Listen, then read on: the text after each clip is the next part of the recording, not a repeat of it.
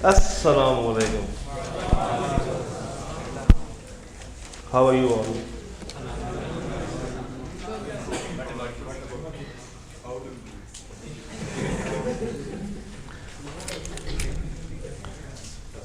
Chapter 14 पर ख़त्म करके आ गए, 15 में ख़त्म कर रहे हैं। ओह, तबाहियाँ मचा दी आपने तो आज। बाकी तबाहियाँ हम मचा देंगे। चैप्टर 14 के बाकी 3 स्टैंडर्ड्स 560, 570, 580। शुरू करते हैं 560 से। और अगेन यार इसको बंद कर देना।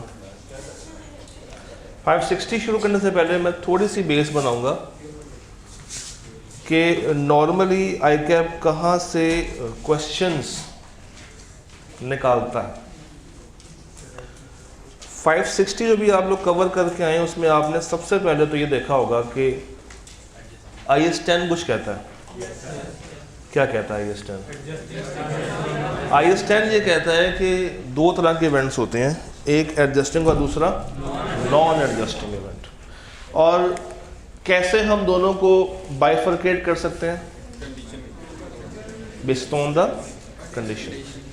अगर तो ईयर एंड से पहले कुछ ना कुछ कंडीशंस एग्जिस्ट करती हों और वो ट्रांजैक्शन ईयर एंड के बाद अगर हो रही है, इट वुड बी। और अगर ईयर एंड तक हमें इसके बारे में कुछ इल्म था ही नहीं और यकदम कुछ हो गया, नॉन एडजस्टिंग। एडजस्टिंग को हमने क्या करना है? एडजस्ट करना है फाइनेंशियल स्टेटमेंट्स का, यानी कि इसकी आपने एंट्री पास करनी है, इसका डेबिट इफेक्ट भी आएगा और इसका क्रेडिट इफेक्ट भी आएगा। मगर नॉन एडजस्टिंग को आपने डिस्क्लोज करना है। हमारे ईयर एंड में एक कंपेटिटर मार्केट में आया और उसने सिग्निफिकेंट प्राइसेस को डिक्रीज कर दिया। ईयर एंड के बाद हमें ना चाहते हुए भी अपनी इन्वेंट्री को लोअर ऑफ कॉस्ट और NRV पे रिकॉर्ड करना पड़ा। मैं कहाँ क्लासिफाई करूँगा? कुछ 4-5 बच्चों ने जवाब दिया, एक आधे ने बीच में गलत बताया और बाकी सारे खामोश बैठे हुए। इसको मैं कहाँ पे क्लासिफाई करूँ? एडजस्टिंग में क्लासिफाई करूँगा। ईयर एंड के बाद मेरा डेटर अचानक से बीमार पड़ गया और अब वो बैड डेट की तरफ जा रहा है।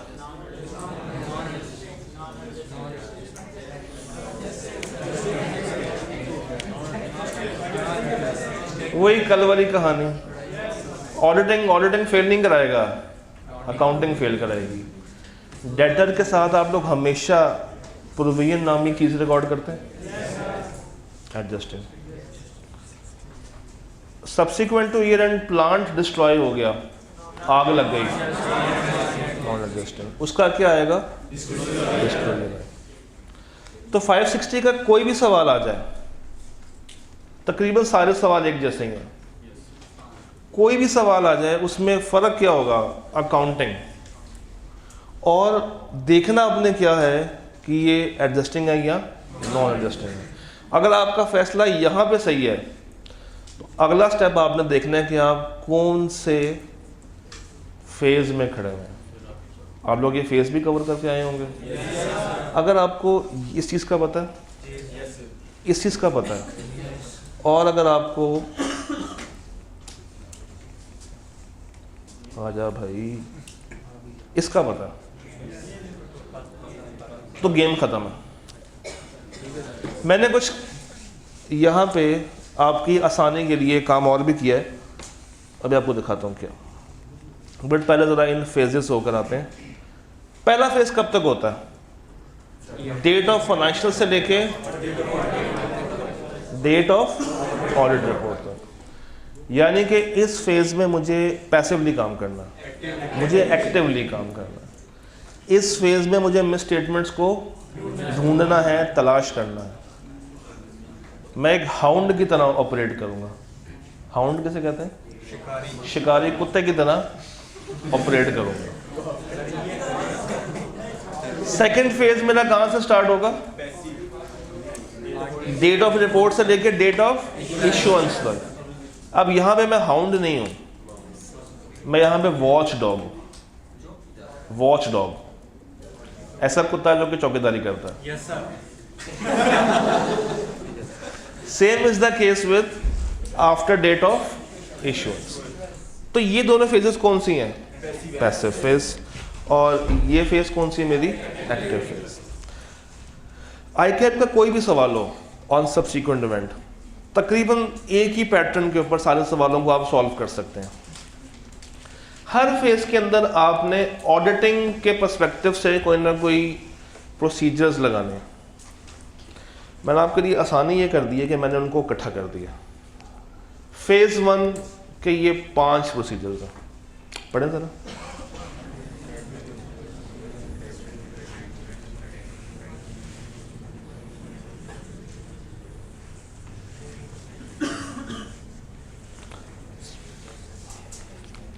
आपने अंडरस्टैंड करना है मैनेजमेंट के लगाए हुए प्रोसीजर्स को कि वो कैसे अपने सबसीक्वेंट इवेंट्स को आइडेंटिफाई कर रहे हैं। उनसे इंक्वायर करना है कि बताएं क्या कोई सबसीक्वेंट इवेंट आया है या नहीं आया। तो आपने तलाश करते रहना है, मिनट्स ऑफ द मीटिंग पढ़ते रहना है, रीड करनी है लेटेस्ट या सबसीक्वेंट इंटरिम फाइनेंशियल स्टेटमेंट्स, और मैनेजमेंट से डेली आके रिक्वेस्ट करनी है कि हमें क्या दें कि इसके अलावा कोई सबसीक्वेंट इवेंट एग्जिस्ट नहीं करता, ताकि लायबिलिटी उन पे डाल दी जाए।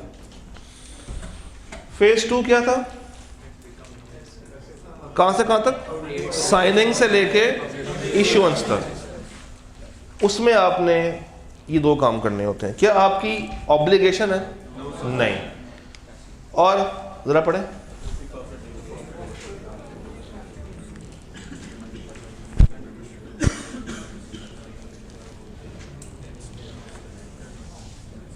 ऑडिटर ने डिटरमिन करना है कि क्या फाइनेंशियल स्टेटमेंट्स को अमेंडमेंट की ज़रूरत है भी या नहीं।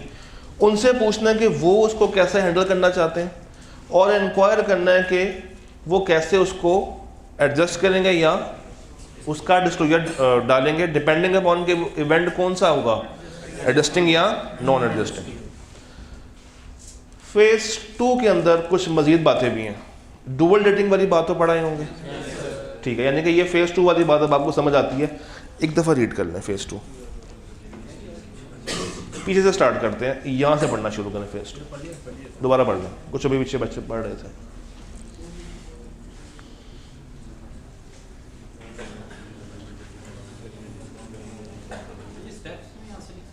स्टेप्स में ही लिखने हैं।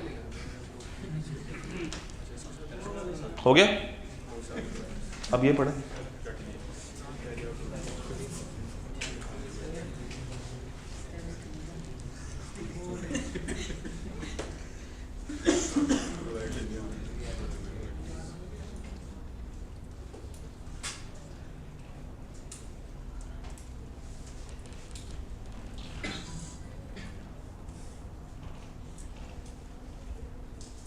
डन?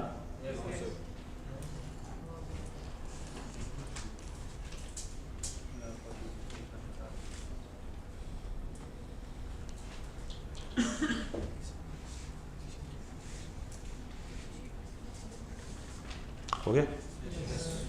अब आया फेज 3। फेज 3 कब से कब तक है? इश्यूएंस से लेके सिनेरियो 1, बट अभी फेज 3 नहीं आया। सिनेरियो 1, अगर रिपोर्ट उनके पास है तो क्या करना है? फेज 2 की बात कर रहा हूँ। और अगर रिपोर्ट हमारे पास हो तो क्या होगा, ये भी देख लें। अगर तुमको नहीं दी, हमारे पास है, तुम उसको आसानी से क्या कर सकते हैं, और अगर उनको दे दी है तो क्या होगा, ये भी देख लें।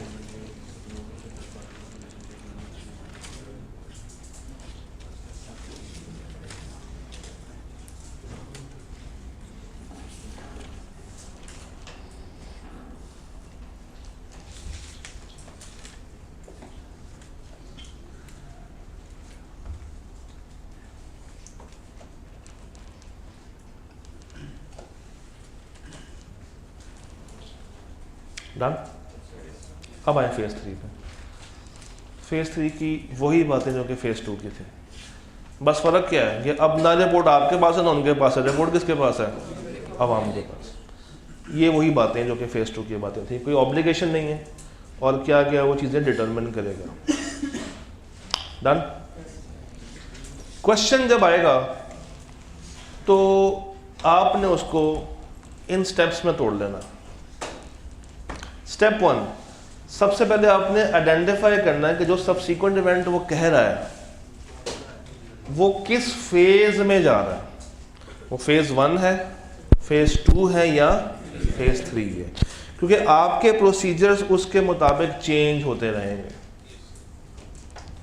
Accordingly explain the responsibility.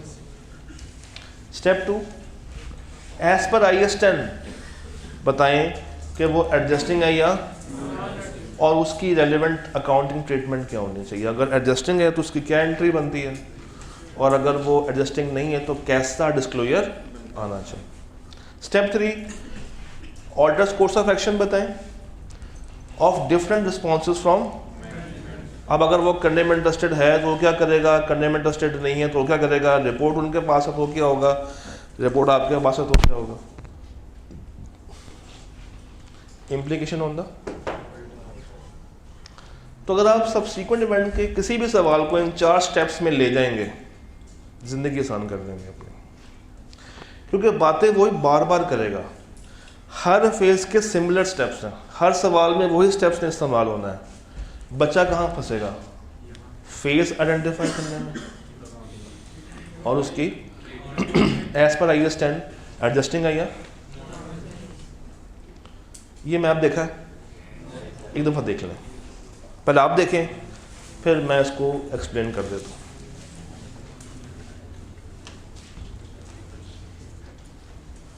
तसल्ली से देख लें, इसके नोट्स अवेलेबल हैं, ग्रुप डिस्क्रिप्शन में लगे हैं, आप वहाँ से भी देख सकते हैं। आप ग्रुप में ऐड नहीं है तो नीचे मैनेजमेंट से रब्ता कीजिएगा।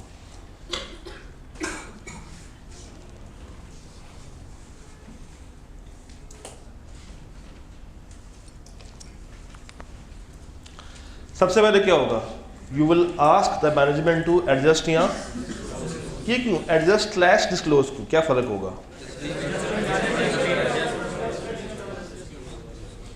पता नहीं हमने क्या कहा, adjust for adjusting, disclose for non adjusting. तो आपने मैनेजमेंट से कहा, अब मैनेजमेंट या मान जाएगी या नहीं मानेगी। पहले यहाँ पर आ जाए, मैनेजमेंट ने नहीं माना, इसका मतलब है कि मिसस्टेटमेंट है या मटेरियल होगी, या मटेरियल है तो परवेसिव है, तो अब इधर आ जाए। मैनेजमेंट ने एग्री कर लिया कि वो चेंज कर लेगी, क्या उनके एग्री करने के ऊपर फ़ौरन से मैं साफ रिपोर्ट दे दूं? नहीं, मुझे चेक करना है कि जो एंट्री या जो एडजस्टमेंट या जो डिस्क्लोजर उन्होंने बनाया वो ठीक है या, तो या वो प्रॉपर्ली होगा या वो नॉट प्रॉपर्ली होगा। अगर तो प्रॉपर्ली रिकॉर्डेड है, इट मीन्स कि अब 2 बातें, मुझे हाईलाइट करना है, अलग से बताना ही अलग से। अगर अलग से बताना है तो एम्फसिस, और अगर अलग से नहीं बताना अनमॉडिफाइड। और अगर उन्होंने सही से रिकॉर्ड ही नहीं किया फिर वही बात, मटेरियल या क्वालिफाइड। यहाँ पे एक दफ़ा इसको अगर फिर से पढ़ना चाहें, देखना चाहें तो देख लें, क्योंकि अब सारे सवाल यानी इसी पैटर्न पर सॉल्व होना है। जी क्या देगा,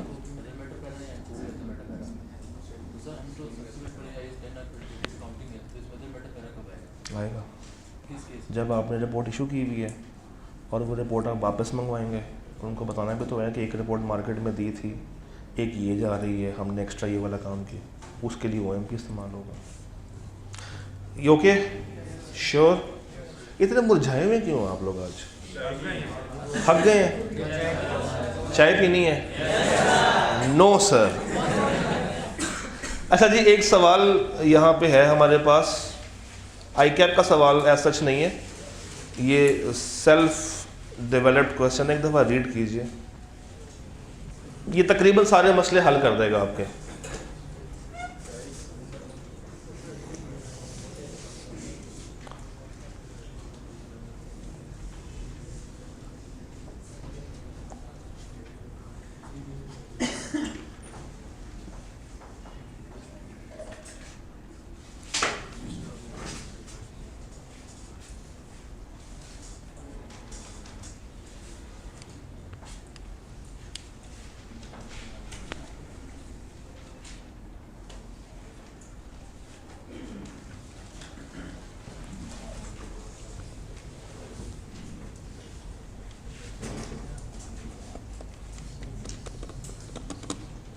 You have recently completed the audit of an entity called AHCPL.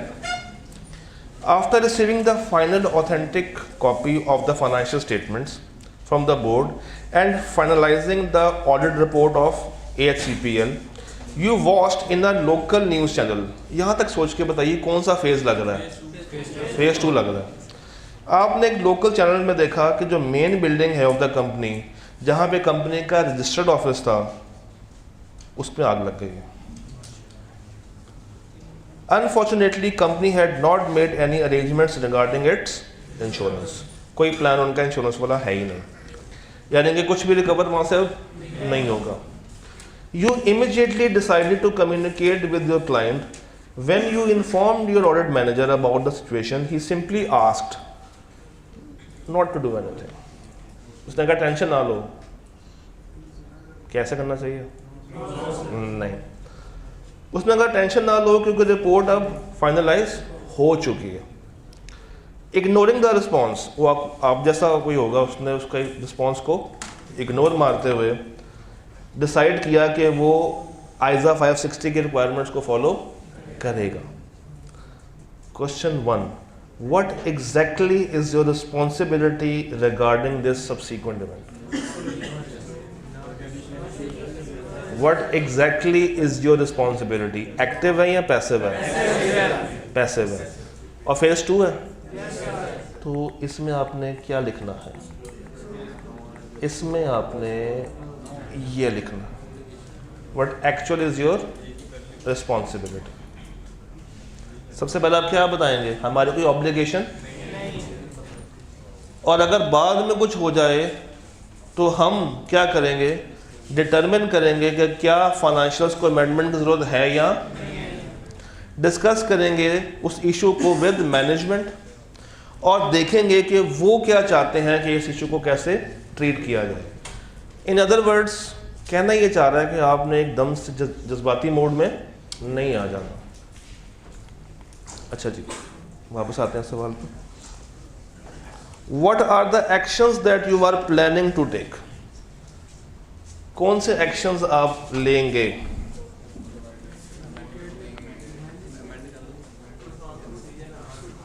कौन से एक्शंस आप लेंगे बताएं। चले जवाब देख लेते हैं। As the audit report has been finalised, we don't have an active responsibility to consider and look for the subsequent events, but if after the date of report and before issuance of financial statements हमें पता चल गया कि एक issue है, तो again discuss the matter with management, determine करेंगे क्या अमेंडमेंट की जरूरत है या नहीं, और इंक्वायर करेंगे कि वो कैसे उसको डील करना चाहते हैं। ये पार्ट एक आंसर मिल गया आपको। As the given event is a non adjusting event. कैसे नॉन एडजस्टिंग है? साबित करें। बिल्डिंग के जलने की कोई condition exist, so as the given event is a non-adjusting event as per requirements of IAS 10, we shall be asking the management to add a disclosure in the financial statement. यहाँ तक clear है? If management makes the required disclosure, अब वो जो भी आपको map दिखाया था ना, उसी मैप को अंग्रेजी में ले आए हैं। अगर मैनेजमेंट वो बना देती है डिस्क्लोजर, तो we shall be carrying out relevant audit procedures to verify the effect of event, कि क्या उसको प्रॉपर्ली रिकॉर्ड किया या। अच्छा, यहाँ पे ना मैं एक स्टार लगा रहा हूँ खुद ही से, इसको मैं दोबारा से एक्सप्लेन करूँगा। Extending our reviews of subsequent event to the date of new report, और अगर management does not make the required changes, तो फिर देखा जाएगा कि रिपोर्ट कहाँ पे है, आपके पास है या उनके पास है। अगर तो रिपोर्ट आपके पास है तो कोई टेंशन लेने की ज़रूरत है, आप सिंपली क्या कर देंगे उसको। और अगर रिपोर्ट उनको दे दी हुई है तो उनसे पहले वापस डिमांड करें। दे रहे हैं तो अच्छी बात है, नहीं दे रहे हैं तो उनको मना करना है कि आपने ये रिपोर्ट इस अमेंडमेंट के बिना मार्केट में इशू, अदरवाइज हम क्या ले सकते हैं, लीगल इम्प्लीकेशंस आप पे चार्ज कर सकते हैं। ये पढ़ा।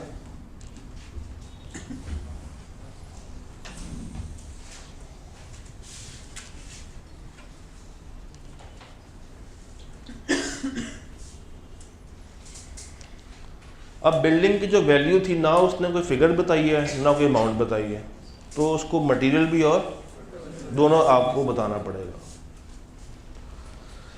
तो 560 का जो भी क्वेश्चन हो उसमें इम्प्लीकेशन तो 705 की है, मगर सिरा कहाँ से पिक करना है? 560 की कहाँ से? पहले फेज देखना है कि आप फेज 1 में या 2 में, या उसके मुताबिक आपके दिमाग में फ़ौरन से उसके रेलेवेंट प्रोसीजर आ जाने चाहिए। आगे अगला फैसला ये करना है कि वो इवेंट एडजस्टिंग है या, इसको एक दफ़ा जल्दी से रीड कर लें फिर आगे चलते हैं। ये किताब में भी है, अगर आप किताब देखेंगे तो वहाँ पे भी आपको मिल जाएगी एग्जांपल।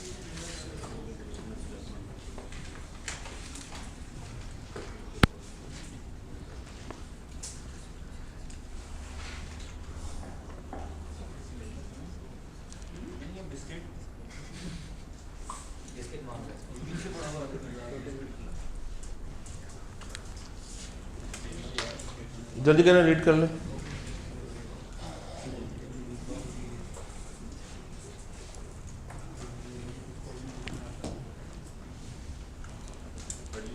हो गया?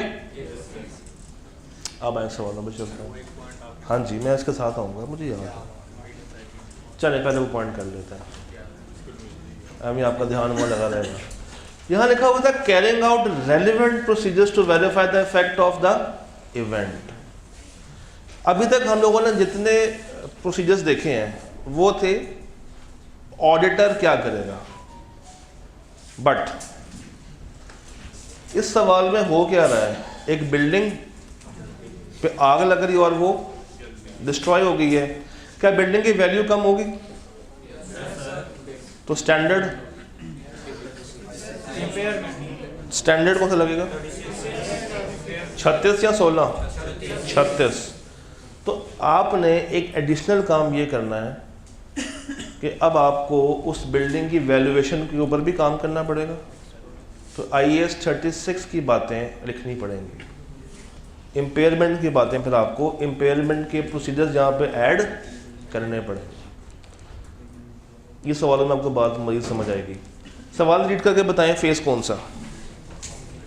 Spring 17, question number 2B, express limited.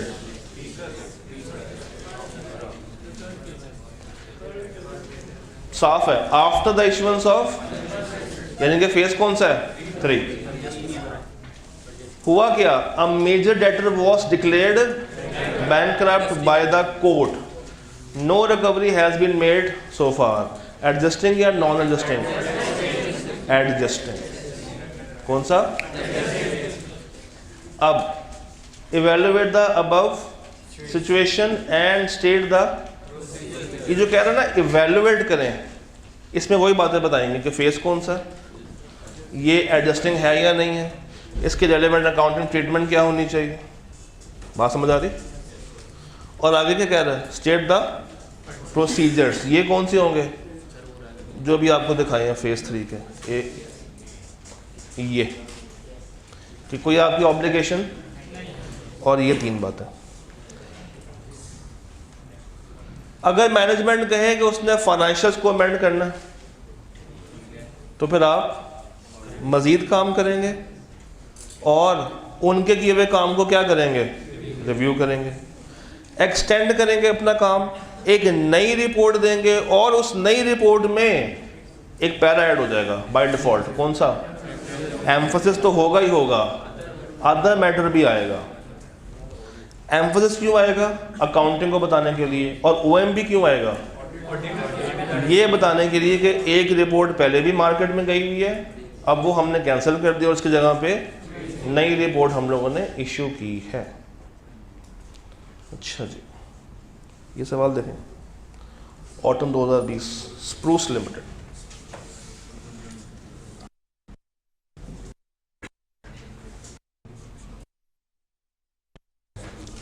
इन दोनों में एक मसला है,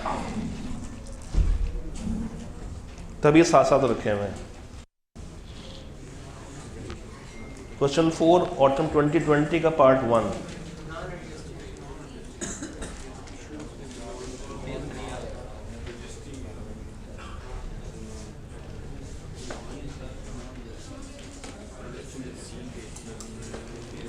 हाँ जी, ये वाला एडजस्टिंग है या नॉन एडजस्टिंग है? एडजस्टिंग वाला कौन कौन है? एडजस्टिंग वाला कोई अगर है तो हाथ खड़ा कर सकता है। दोबारा से पढ़ा, दोबारा पढ़ा सवाल। डेटर क्यों बैंकरप्ट हो रहा है? रीज़न क्या है? क्योंकि उसके एसेट्स तबाह हो गए हैं ना। अगर हम उसकी नज़र से देखें तो इवेंट क्या है? Non adjusting. तो उसको तो नहीं पता था कि उसने एकदम से बैंकरप्ट हो जाना है। ये रीज़न ये ऑलरेडी शुरू से ही एग्जिस्ट करती कि वो हमारे पैसे लेके भाग जाएगा, मगर उसके एसेट्स का जलना, उसकी वजह से बैंकरप्ट होना, इसकी कोई कंडीशन कभी भी मौजूद नहीं हो पाती। तो सेम क्वेश्चन है, बस ये करेंगे एडजस्टिंग के साथ और ये करेंगे। यहाँ पे लिखेंगे कि एंट्री रिकॉर्ड करनी है, यहाँ पे क्या लिखेंगे? डिस्क्लोजर आना चाहिए। दोनों सवालों में सेम बातें हैं, ग़ालिबन मार्क्स भी शायद सेम ही है। 8 का वो, 8 का ये था। तो यहाँ पे आपने बस डिफरेंस देखना था कि एक जगह पे उसको एडजस्टिंग बना रहा और एक जगह पे उसको नॉन एडजस्टिंग बना देता। चले ये क्वेश्चन ज़रा सोचें तसल्ली के साथ, सुकून के साथ। मैं 5 मिनट दे रहा हूँ, इसको देखें और बताएं क्या करेंगे आप लोग।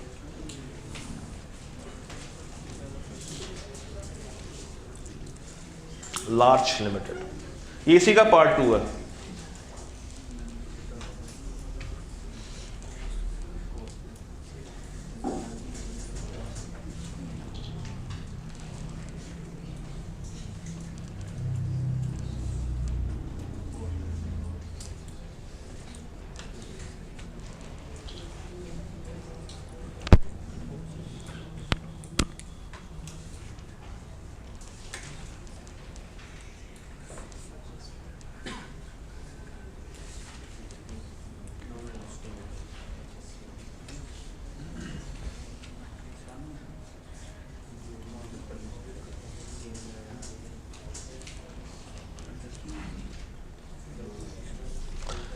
कह रहे हैं एनआर भी ज़्यादा है।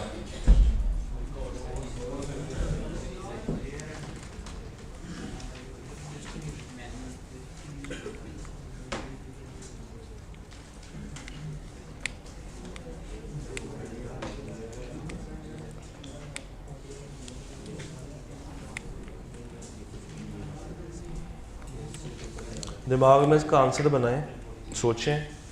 एडजस्टिंग है, फेस कौन सा है, क्या होगा, कैसे होगा, कौन से लगेंगे प्रोसीजर्स, दिमाग में बस इसका एक खाका सा बनाएं। फिर आपसे पूछता हूँ।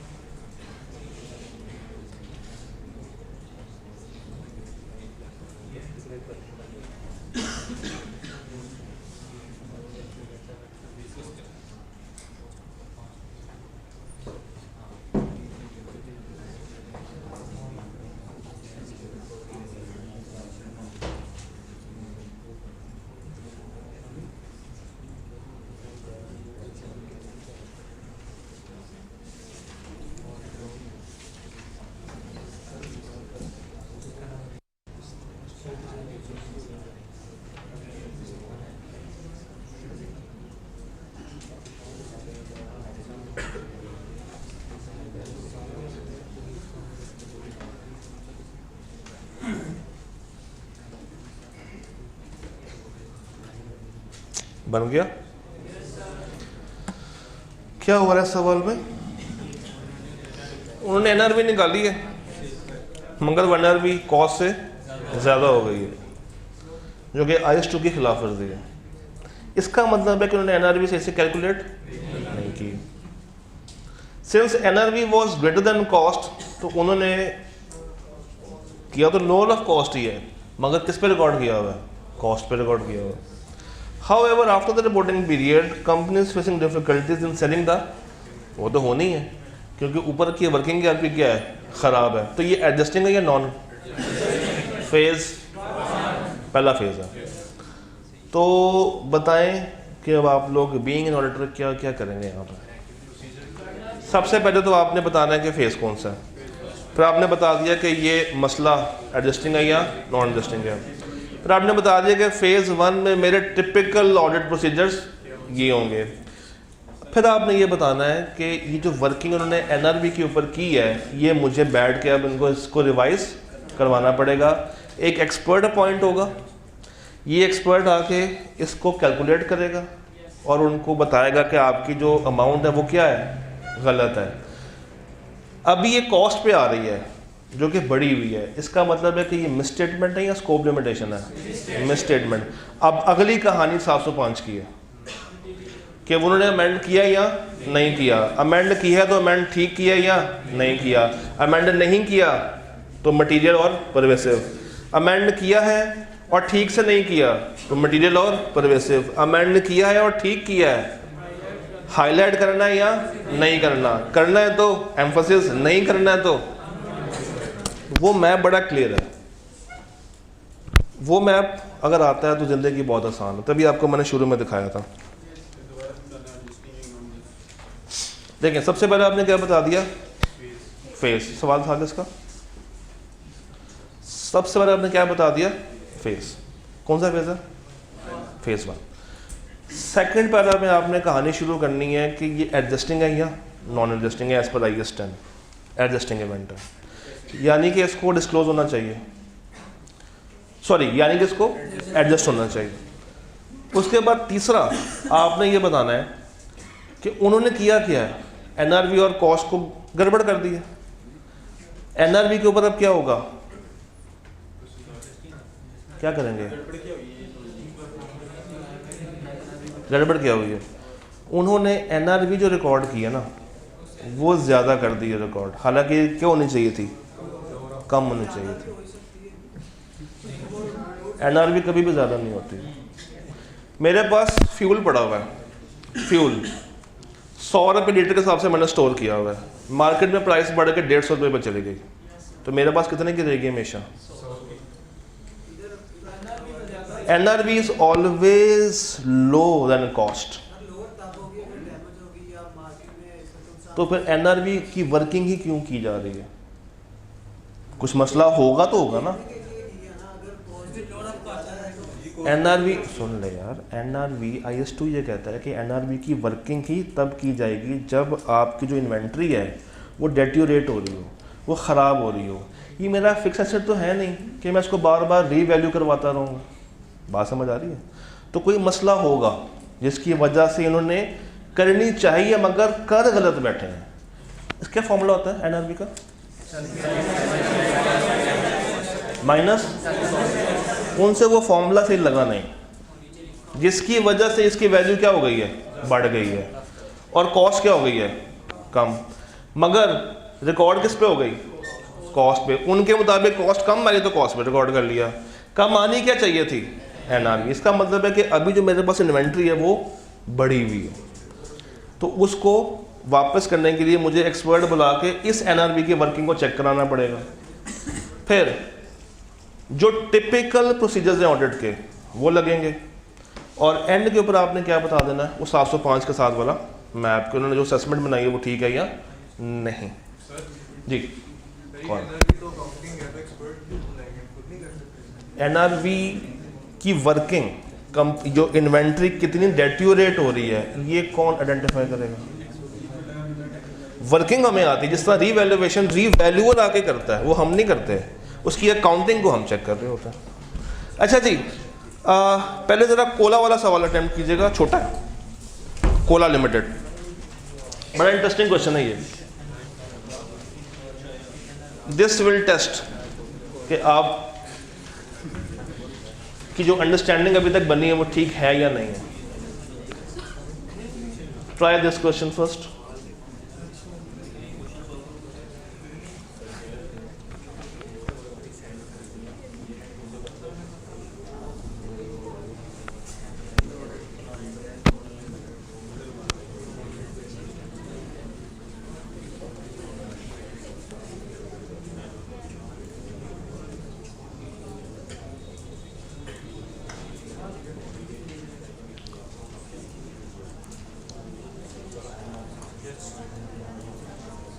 सवाल पढ़ लिए? सोचें क्या होगा इसके साथ।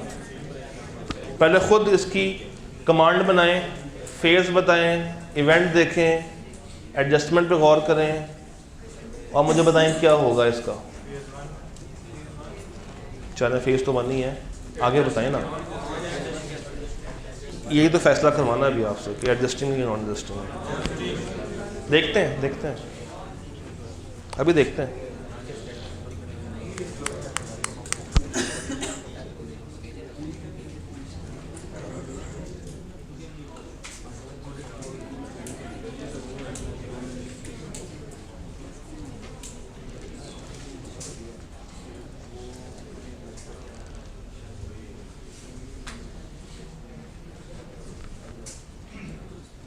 पढ़ लिए? हाँ जी, फेज कौन सा है? इवेंट कौन सा?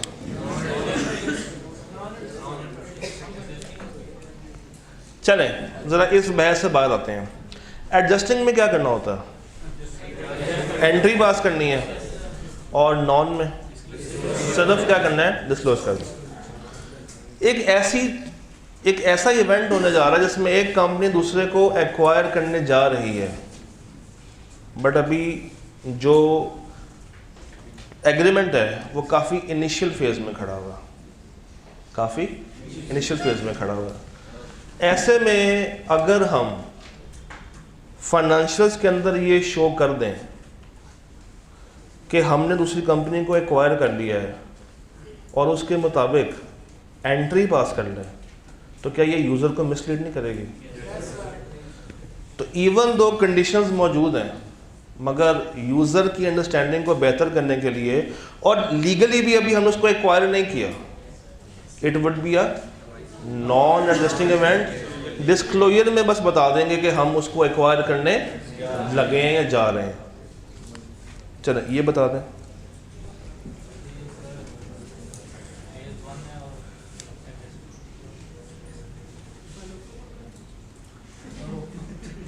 क्या?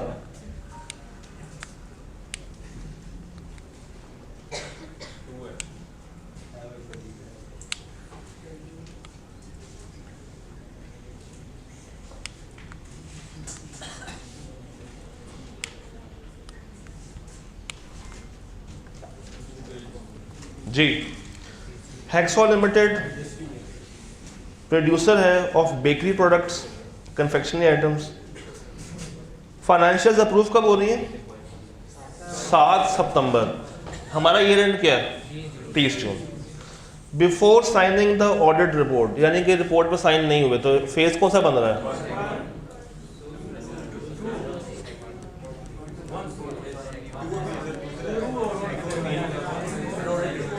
रिपोर्ट पे साइन होने से पहले होता है फेज 1 एंड, या साइन होने के बाद फेज 1 एंड होता है? देख लेते हैं, वापस चलते हैं उसी मैप पे। देखें, ईयर एंड ये है, फाइनेंशियल अप्रूव 28 को हो रही है, ऑडिट रिपोर्ट पे जो डेट डल रही है वो 29 है। आप सोचें, डेट ऑफ फाइनेंशियल से लेके डेट ऑफ ऑडिट रिपोर्ट तक, यानी कि जिस डेट पे साइन हो रहे हैं वो डेट क्या है? डेट ऑफ ऑडिट रिपोर्ट, वहां तक फेज 1 है। यानी कि 30 सितंबर से लेके 25 तक क्या होगा? फेज 2, और 25 ऑनवर्ड्स क्या होगा? अब वापस आते हैं। अब मुझे फैसला करके बताएं, 1 है या 2 है? 1। Before signing the audit report it was revealed that the retailers are returning the inventory. जब पूछा गया तो पता चला कि वो सही से प्रोसेस्ड नहीं हुए, उनका टेस्ट क्या है? बैड टेस्ट है। अच्छा, कंपनी ने तो बना के किसको दिए होंगे? डिस्ट्रीब्यूटर्स को, उन्होंने आके दिए होंगे। होलसेलर्स को उन्होंने आके दिए होंगे। रिटेलर्स को, रिटेलर ने वापस किया, वो वापस करेगा कंपनी को। यानी कि ये कंडीशंस अब आनी शुरू हो चुकी होंगी। एडजस्ट करूं या डिस्क्लोज करूं? मुझे एडजस्ट करना पड़ेगा। सबसे पहले मुझे एडजस्ट करनी होगी सेल रिटर्न, और जो सामान वापस आ रहा है वो क्या उसी हालत में होगा, तो उस सामान की भी लोअर ऑफ कॉस्ट और एनआरवी करनी पड़ेगी। तो यहाँ पे दो बातें हैं, एक तो रिटर्न भी हो रही है, ऑल्टर को रिटर्न का भी ख्याल रखना है और ऑल्टर को इन्वेंट्री भी देखना है। फिर आपके ख्याल में कॉस्ट ऑफ सेल के ऊपर कोई इम्पैक्ट आएगा? कॉस्ट ऑफ सेल में भी इम्पैक्ट आएगा।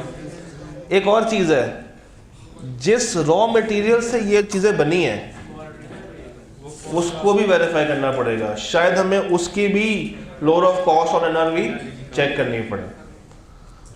तो इसका मतलब है कि आपने जो बातें स्टैंडर्ड वाली हैं वो तो लिखनी ही लिखनी है, मगर अकाउंटिंग की बातें इन्वेंट्री वाली और सेल रिटर्न के जो प्रोसीजर्स हैं, जो सब्सटैंटिव प्रोसीजर्स हैं, आपको वो भी यहाँ पे लिखने पड़ेंगे।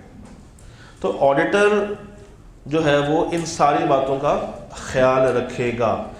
ICAP बड़ा चालाक है, वो सब्सटैंटिव ना आपको ऐसे भी टेस्ट करवा सकता है। यानी कि एक सवाल दिया रिपोर्ट का, बीच में बता दिया कि जनाब इम्पेयरमेंट हुई है, अब आपको इम्पेयरमेंट के ऊपर क्या बताना पड़ेगा, यहाँ पे इन्वेंट्री के बनेंगे, यहाँ पे सेल रिटर्न के बनेंगे, नीचे किसी के बनेंगे नहीं, यहाँ पे किसी के नहीं बन रहे। ये देखें मेगा मोटर्स, बल्कि एक काम करें, this should be your homework, इसको अब आपने लिखना है मगर घर पे, this should be done in writing. Again इसमें जो स्टैंडर्ड यूज हो रहा है वो IAS 37 है, याद है वो कौन सा होता है? Autumn 21 question number 6, autumn 21 question number 6। ये दोनों क्वेश्चन आपने, यानी कि क्वेश्चन एक है पार्ट 2, 10 नंबर का सवाल है। आगे चलते हैं, 580 पे आते हैं। रिटन रिप्रेजेंटेशन आसान है मुश्किल है? इसमें ICAP बार बार एक ही सवाल पूछता है, डाउट या प्रोवाइड नहीं, मोस्टली यही पूछता है। जरा एक दफ़ा पढ़ लें, एक दफ़ा आपके माइंड में फ्रेश हो जाएगा, तो फिर शुरू करते हैं। तो मैंने वो इम्पोर्टेंट जो चीज़ें लिखने वाली वो भी साथ ले आया हूँ ताकि आपको मसला ना हो कॉन्सेप्ट को ग्रैब करने में। मैंने शेयर डेली बेस पे हो रही है, अगर आप ग्रुप में हैं तो ग्रुप डिस्क्रिप्शन में एक लिंक आ रहा है, उसमें ये सब कुछ शेयर हो रहा है।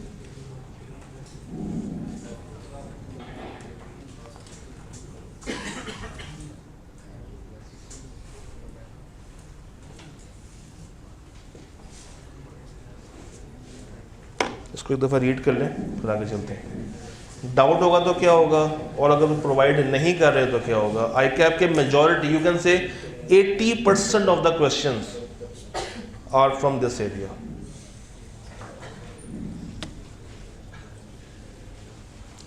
अगर डाउट है तो उनकी इंटेग्रिटी, उसके ऊपर डाउट करेंगे। इनकंसिस्टेंट है तो हमें मज़ीद काम करना पड़ेगा उस मुद्दे को सॉल्व करने के लिए। और अगर मैटर स्टिल क्या रह गया है तो हमें रिकंसिडर करनी पड़ेगी उसकी असेसमेंट ऑफ कॉम्पिटेंस और इंटेग्रिटी। और अगर प्रोवाइड ही नहीं कर रहे तो ये 3-4 बातें, इसको अगर आप लोग क्रैम कर लेंगे तो क्या ही बात है।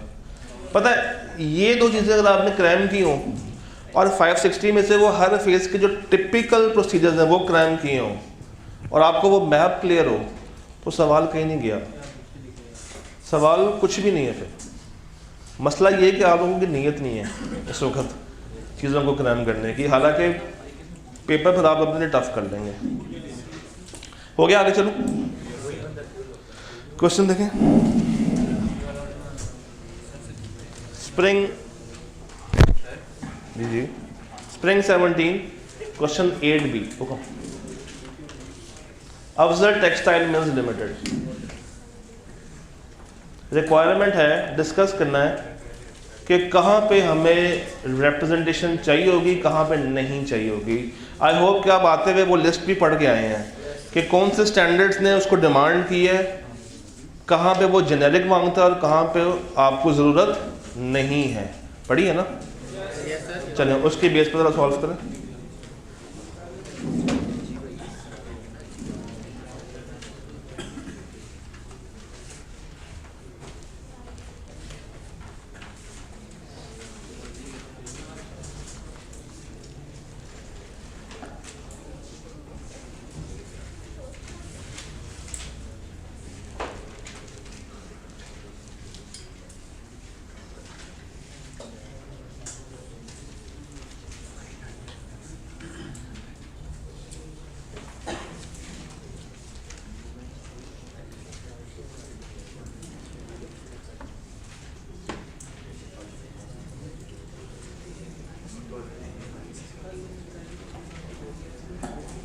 जी पॉइंट 1 क्या है?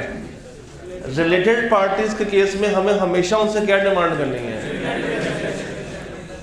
पॉइंट 2 में क्या है?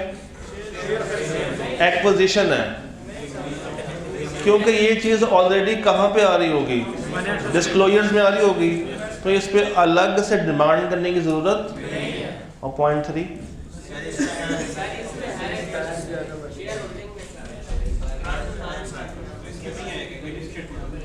ATML has owned 6 buildings out of which 4 have been evaluated। ये तो IS 16 के खिलाफ वर्जी ने, इसका मतलब है ये क्या है? ये मिस स्टेटमेंट है। ये डील कहाँ पे होगी? 705 के अंदर जाके, तो इस पे तो वैसे भी नहीं चाहिए। इस पे क्या आ रहा होगा? डिस्क्लोजर, और उसके ऊपर आपने शायद एम्फसिस भी दे दिया हो, और इसके ऊपर मुझे लाजमी चाहिए क्या? जी जी, मुझे किताब दिखाएं, मैं करा देता हूँ। बुक दिखाइएगा, ये देखो, लिख लें कौन से स्टैंडर्ड से आपको लाजमी आपने उसको रिप्रेजेंटेशन देनी है। लिखें,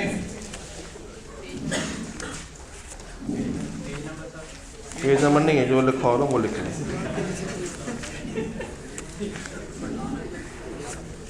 हाँ चला गया।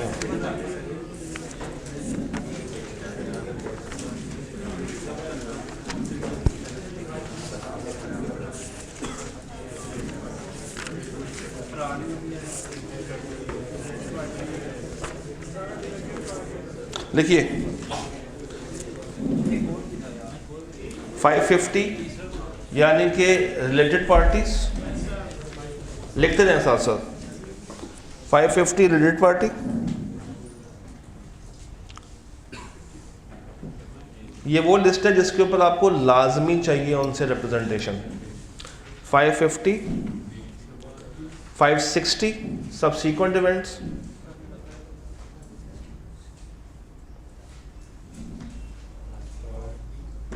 240 फ्रॉड,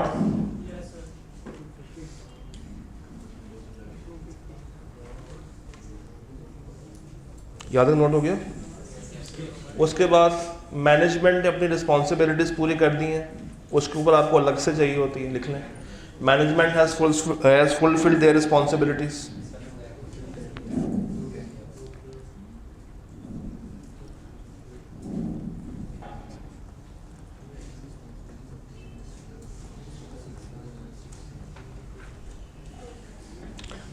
जो मैनेजमेंट ने अजम्पशंस यूज़ की हैं, जो उन्होंने एस्टीमेट्स यूज़ किए हैं, उसके ऊपर भी आप उनसे लिखवा रहे होते हैं ताकि वो कल को चेंज ना कर दिया, मुकर ना जाए, ये भी लिख लें। सिग्निफिकेंट अजम्पशंस और एस्टीमेट्स जो उन्होंने यूज़ किए हैं फॉर मेकिंग फाइनेंशियल स्टेटमेंट्स।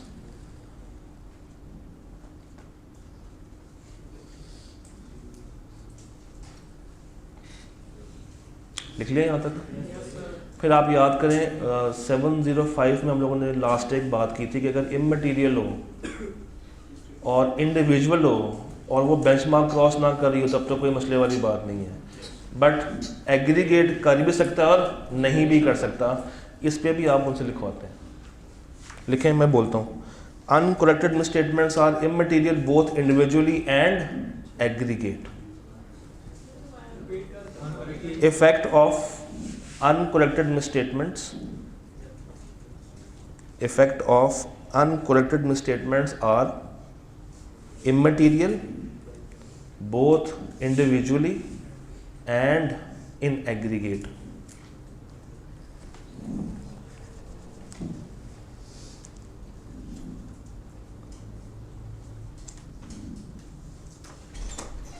फिर लास्ट पॉइंट लिख लें, नॉन कंप्लायंसेस विद लॉज। अगर उन्होंने किसी लॉ की खिलाफ वर्जी की है तो वो लिस्ट आपको प्रोवाइड करेंगे और उस लिस्ट के अलावा कोई और खिलाफ वर्जी काउंट नहीं होगी। मैं दोबारा से बोलता हूँ, सारी एक दफ़ा क्रॉस वेरीफाई कर लें। नंबर 1, मैनेजमेंट अपनी रिस्पॉन्सिबिलिटीज़ फुलफिल कर ली हैं, और वो रिस्पॉन्सिबिलिटीज़ कौन सी है भला? वो जो शुरू में आप लोगों ने तय करवाई थी। उसके बाद देखें जो उन्होंने अकाउंटिंग एस्टिमेट्स, अजम्पशंस वो सारे यूज़ किए हैं, उसके ऊपर आप उनसे लेंगे। रिलेटेड पार्टी ट्रांजैक्शंस, उसके रिलेशनशिप्स, वो सारा 550 काउंट हो जाएगा। सब्सिक्वेंट इवेंट्स के ऊपर पालेंगे उनसे। अनकोरेक्टेड मिस स्टेटमेंट्स, इंडिविजुअल एग्रीगेट है नहीं है, इंडिविजुअली और एग्रीगेट, वो सारी बात। फिर 240 का कंप्लीट स्टैंडर्ड, 240 में जितनी बातें हैं सब पे हम उनसे क्या लेंगे, रिप्रेजेंटेशन। उसके बाद नॉन कंप्लायंसेस, उसके बाद नॉन कंप्लायंसेस, तो ये लाजमी उनसे लिखवा लेना है जी। गोइंग कंसर्न का पैरा आ रहा होता है MURCG, और अगर पैरा नहीं आ रहा इट मीन्स का सब ओके। उन्होंने असेसमेंट बना के, जो असेसमेंट बना के दी है वो बाय डिफॉल्ट क्या है, तो अलग से लेने की जरूरत नहीं है जी। ये किसके थे, ये हो गया यहाँ तक। अच्छा जी, अब आगे चलते हैं।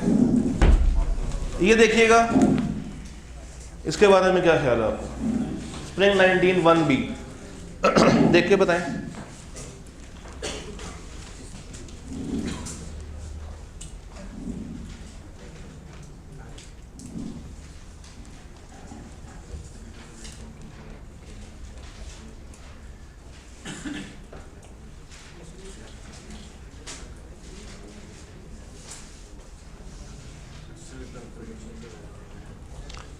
Tariq Limited is in dispute with one of its suppliers over a claim of 10 million.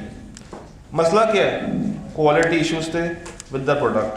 The management has informed you that negotiations with HPL have concluded and HPL has agreed to pay rupees 7 million, whereas the rest of the amount would be written off.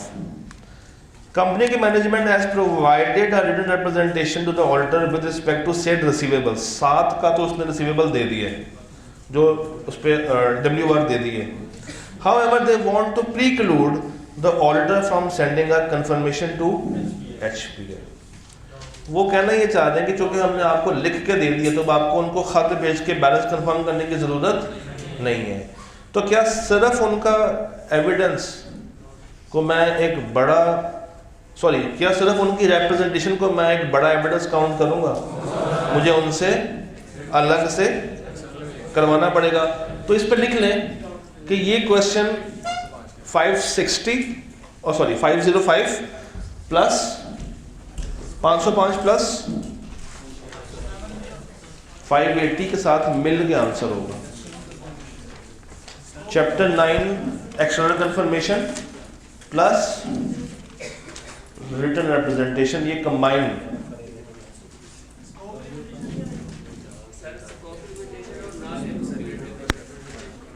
वो आपको रोक रहा है ना,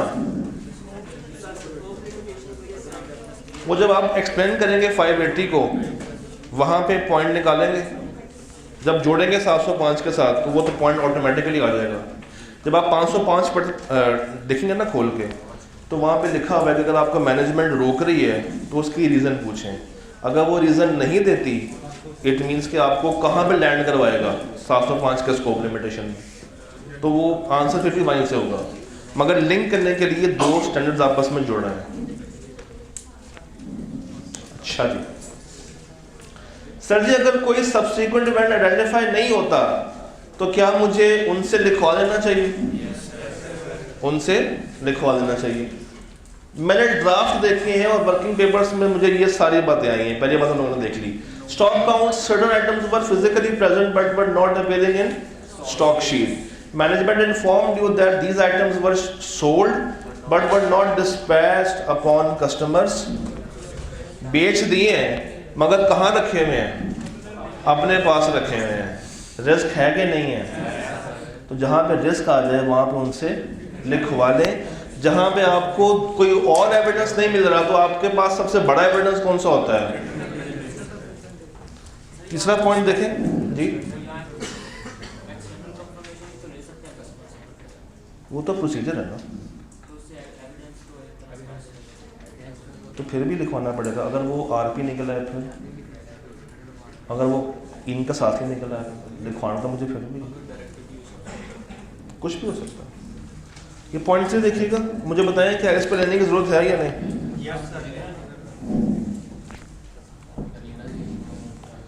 TL has a policy for making full provisions against receivables when they become overdue for 360 days or more. However, 3 customers were not fully provided. ये fully provided क्या होता है? 100% provision. In accordance with the policy, the management contended that they are rigorously following up these parties and are confident to recover the outstanding balance very. वो कहते हैं कि हम बहुत एफर्ट कर रहे हैं, हम दिन रात उनका पीछा करते हैं, उनसे पूछते रहते हैं, तो लिख दो, हमें लिख दो, हम अपनी क्या कर देंगे, तसल्ली कर देंगे। There was only one litigation pending against the company which has appropriately been disclosed in the, तो अगर एक चीज़ डिस्क्लोज हो गई है उसके ऊपर मुझे उनसे अलग से लिखवाने की ज़रूरत नहीं। क्या? तो अगर एक चीज़ डिस्क्लोज कर दी है तो उसको अलावा वही चीज़ दोबारा से लेने की ज़रूरत नहीं है। चैप्टर 15 खोलें ज़रा, चैप्टर 15 खोलें। मैं आपको कुछ ज़रूरी बातें लिखवा दूँ, वहाँ से मुझे किताब दीजिएगा। कुछ ज़रूरी चीज़ें नोट कर लें जो कि एग्ज़ाम में इम्पॉर्टेंट हैं, क्योंकि ये चैप्टर आके अपने एक आखिर ठंड मचाई होती है यहाँ पे। कभी भी कोई भी सवाल अगर आ जाए तो आप लोगों ने कम से कम क्या प्रिपेयर करके जाना है, या कम से कम क्या वो टेस्ट कर सकता है ज़्यादा। 15 में आ गए, फर्स्ट पेज पे आए ज़रा। यहाँ पे लिखा होगा टर्म्स ऑफ एंगेजमेंट, इसको हाईलाइट कर दें। चैप्टर 15 में terms of engagement,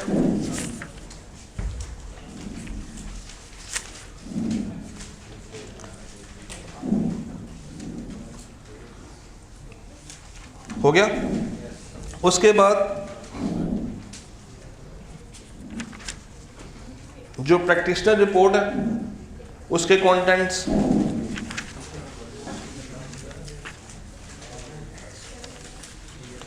practitioner report के कंटेंट्स, जी सारे और आधे करने थे यार।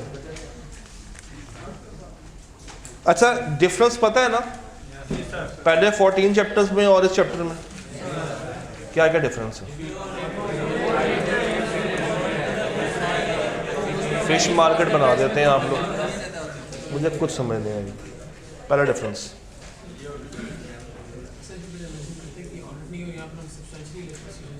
ये ऑडिट नहीं, ये क्या है? रिव्यू है। वहाँ पे वर्ड ऑडिटर आता है, यहाँ पे वर्ड प्रैक्टिशनर आता है। वहाँ पे एश्योरेंस कौन सी है? यहाँ पे, अच्छा, वहाँ पे हम वर्ड ओपिनियन यूज़ करते हैं, यहाँ पे कंक्लूजन यूज़ करते हैं। एक काम करें, अच्छा यहाँ पे कैम आता है? नहीं, यहाँ पे कैम नहीं आता। जो इसकी रिपोर्ट है ना, जो कंटेंट्स हैं, वो एक दफ़ा तैयार करना है, टर्म्स ऑफ एंगेजमेंट देखनी है। उसके बाद इसकी एक हेडिंग बनी होगी मॉडिफाइड कंक्लूजन्स। ज़रा आए वहाँ पे। पहला क्या बता रहा है? मिसस्टेटमेंट है तो क्या करनी है, और दूसरा क्या बता रहा है? Scope limitation. एक दफ़ा पढ़ लीजिएगा, देयर इज़ अ चांस कि वो आपसे इसका फ़र्क निकलवा लें,